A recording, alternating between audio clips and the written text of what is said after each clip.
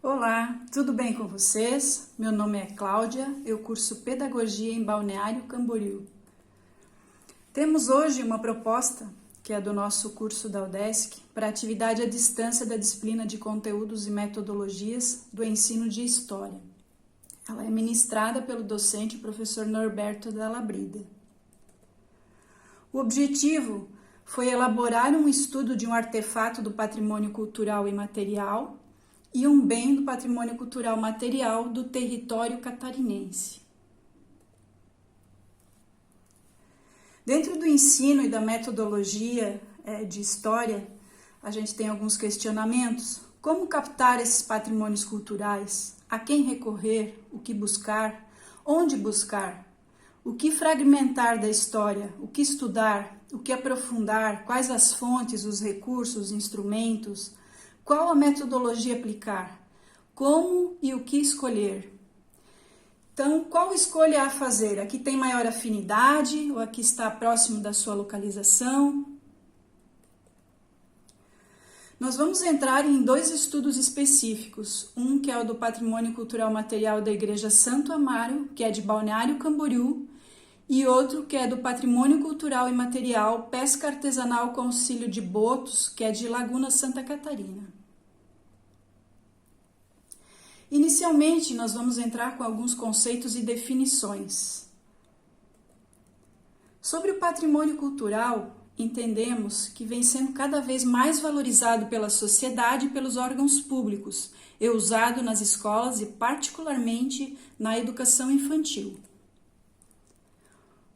Quanto ao patrimônio cultural, ele pode ser definido como um bem ou bens de natureza material e o imaterial, considerado importante para a nossa identidade. Em 1988, a Constituição Federal Brasileira estabeleceu em seu artigo 216 que patrimônio cultural brasileiro, os bens de natureza material e imaterial, tomados individualmente ou em conjunto, portadores de referência à identidade, à ação e à memória dos diferentes grupos formadores da sociedade brasileira. História com definidores do patrimônio cultural. São os registros de memórias e tudo que esteja relacionado à sociedade, sejam lembradas no tempo, com a sua identidade cultural, comunitária, são as formas de expressão, os modos de criar, de fazer, de viver, são as criações científicas, as artísticas e até as tecnológicas. São as obras, os objetos, os documentos, as edificações e construções e todos os espaços, as manifestações artísticos culturais. Finalmente, os conjuntos urbanos e sítio de valor histórico, paisagístico, artístico, arqueológico, paleontológico, ecológico e, inclusive, os de valor científico. Patrimônio cultural material é composto por elementos concretos, que são palpáveis, como as construções, como os imóveis e cidades históricas, sítios paisagísticos, acervos, museus, fotográficos, arquivísticos, documentais, bibliográficos, cinematográficos, bens individuais ou videográficos. Temos apresentando a vocês a página do IPHAN, que é o Instituto Principal de Patrimônio Histórico e Artístico Nacional, e ele tem uma breve definição em sua página. E o patrimônio cultural imaterial?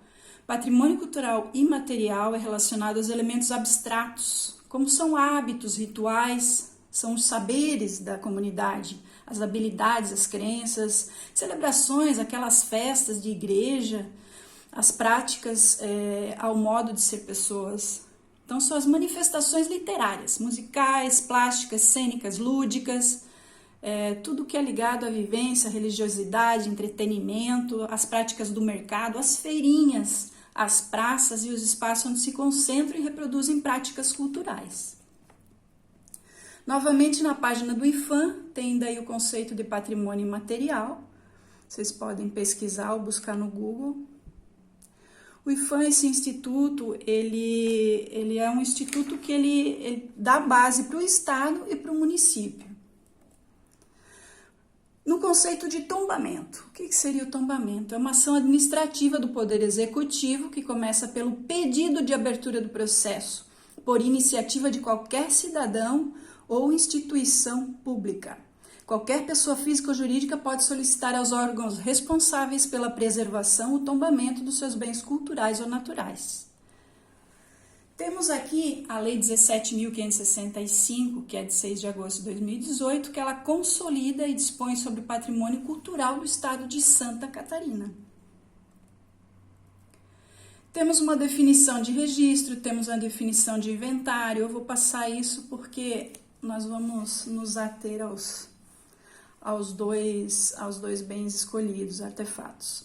Conhecendo a legislação e a estrutura da cultura nas esferas. Então, a gente já viu um pouco do que é o IPHAN e onde que ele atua, que é na área estadual e municipal. Tem também a Unesco, que é a nível federal. E tem a FCC, que é estadual, que é a Fundação Catarinense de Cultura. E todo município vai ter uma fundação cultural municipal, geralmente em forma de autarquia. Novamente, refrisando o que é o IPHAN. Então, o IPHAN é o Instituto do Patrimônio Histórico e Artístico Nacional, está presente em estados e municípios e atua na preservação e dando apoio às comunidades. A Fundação Catarinense, cabe ressaltar, ela tem um projeto muito importante, que é o projeto Ode Casa para Bens Tomados. A importância da preservação do patrimônio histórico e cultural está ligada à memória e identidade da sociedade, gerando um sentimento de pertencimento. Isso traz autoestima e engajamento da população. Sabemos que conhecer a sua própria história, a sua própria cultura é indispensável para qualquer cidadão, pois a memória estabelece um vínculo entre as gerações e o tempo, possibilitando que as pessoas se vejam como sujeitos da história, com direitos e também com deveres para com a sociedade em que estão inseridas. Agora nós vamos entrar no patrimônio cultural material que a gente escolheu para o estudo, que é a Capela Santo Amaro, que é de Balneário Camboriú. Então, a Capela Santo Amaro, ela foi a primeira igreja da cidade e está relacionada ao processo de ocupação do litoral do estado de Santa Catarina. Ela exibe em seu interior as imagens dos santos padroeiros, Santo Amaro e a Nossa Senhora do Bom Sucesso. É lá no alto de um monte, é uma pequena e singela capelinha. Teve uma construção autorizada no início do século XIX, mas especula-se que somente no ano de 1849 que a obra foi iniciada. É a igreja matriz Nossa Senhora do Bom Sucesso, com sua arquitetura colonial, que se tornou um símbolo da cidade. Já não é mais matriz e hoje carrega o nome da Capela de Santo Amaro. A sua construção foi realizada por mãos escravas na época, conchas e areia em sua argamassa retiradas do rio Camboriú, juntamente com óleo de baleia que serviam para fazer as paredes da igreja. A igreja começou a realizar os registros da antiga localidade no rio Camboriú, como os batismos em 1861, os matrimônios em 1863 e os óbitos em 1864. A capela é muito parecida com a de Nossa Senhora das Graças, que fica em Olinda, no estado de Pernambuco, que serviu de base para a arquitetura luso-brasileira até limiar do século XX, e acredita-se sim que foram os jesuítas que apresentaram o projeto na época. Como não há muitos registros, especula-se que essa foi a segunda igreja construída aqui no nosso estado. A primeira teria sido do Ribeirão da Ilha, em Florianópolis. Em 2008, ela teve uma intervenção de restauro, que trouxe inclusive cores originais para o interior da capela, em toda a estrutura, e onde foi preservado o símbolo principal, que era um velho sino, um sino da freguesia da Barra chamado. O sino conta uma lenda que tocou 24 horas seguidamente após a libertação dos escravos. Olha que história! E resultou então num sino rachado. Mas também há controvérsias e dizem de outras histórias de que o sino rachou por uma queda simplesmente e por ter ficado muito no tempo e está pendurado numa corda. Quanto à localização e entorno, a Capela Santo Amaro compõe o cenário açoriano histórico do bairro da Barra, em Balneário Camboriú. O seu acesso é facilitado para a Vila de Pescadores e a Casa Linhares, que é considerado um ponto de cultura representando um dos vilarejos, com grandes árvores que harmonizam um ambiente bem aconchegante e mais importante a serem visitados pelo turismo histórico-cultural na cidade. fica ao lado da passarela destaiada da Barra. O nosso segundo estudo, ele entra no patrimônio cultural imaterial. Com o auxílio de botos, então, entramos com a pesca artesanal. Nosso objeto de estudo, ele é dessa pesca artesanal com auxílio de botos de laguna, então ele é um artefato imaterial. Trata-se da pesca tradicional, com auxílio do boto, que faz parte da história da pesca do Brasil. A atividade é considerada uma manifestação cultural tradicional secular e de ocorrência extremamente rara. A prática da pesca com botos define uma cultura própria relacionada a códigos com valor histórico. Santa Catarina é o maior produtor de pescados do Brasil. Em Laguna, a pesca artesanal ganhou vigias, que são mais que especiais, que são os nossos botos. A prática envolve pescadores da Praia da Tesoura e do Mole da Barra, se transformando em ritual próprio na captura de peixes que envolve preparação, organização, experiências, habilidade e respeito entre o homem e o animal.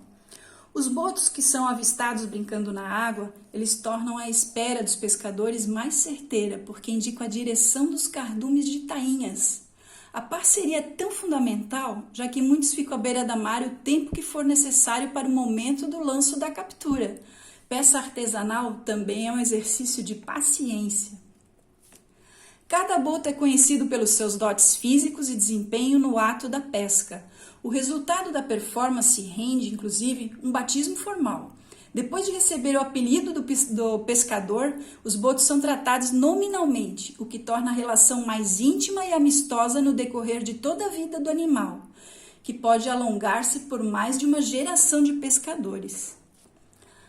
A entrega de certificado por parte da Fundação Catarinense de Cultura foi realizada no dia 9 de junho de 2018 e o governador do estado de Santa Catarina entregou ao Conselho Pastoral dos Pescadores da Diocese de Tubarão um termo de registro da pesca artesanal com auxílio dos botos como um patrimônio cultural de Santa Catarina.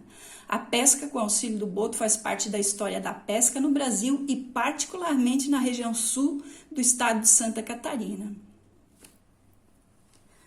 Vale destacar que o Dia Estadual da Preservação do Boto pescador é a Lei 17.084, de 12 de janeiro de 2017, e é comemorado no dia 25 de maio. O registro do pescador profissional deve ser feito sempre através do formulário que se encontra no site do Ministério da Agricultura, Pecuária e Abastecimento. A Secretaria de Estado de Agricultura e Pesca disponibiliza programas de fomento abertos aos pescadores para que possam acessar aos benefícios investindo na atividade. Entre os dias 15 e 16 de junho, a cidade de Laguna recebe a Mostra Cultural da Pesca Artesanal com auxílio dos botos, integrando a programação da Festa da Tainha, a famosa Festa da Tainha, hein? A pesca artesanal com auxílio de botos é registrada como esse patrimônio cultural catarinense. Tem o intuito de revalidar o certificado de registro patrimônio cultural e material da pesca com botos em sua programação artístico-cultural. E essa é uma das ações que estão sendo desenvolvidas para preservar a tradição e proteger a espécie. Finalizamos então com alguns portais de referências para que vocês possam ter um acesso bem tranquilo em toda a documentação teórica, notícias, o que a gente consultou neste vídeo, ok? Até mais, até breve.